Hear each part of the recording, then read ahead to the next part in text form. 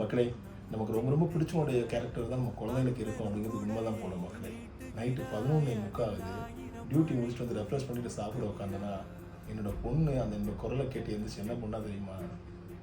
பாருங்க. சுடுதா போதும்ண்ணா, போதுண்டா தங்கம்.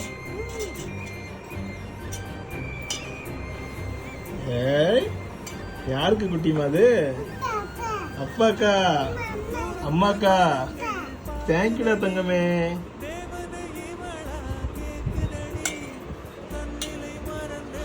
தேங்க்யூ.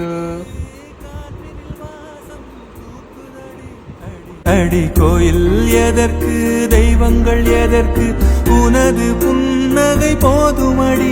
இந்த மண்ணில் இது போல் யாரும் இங்கே எங்கும் வாழவில்லை என்று தோணும்.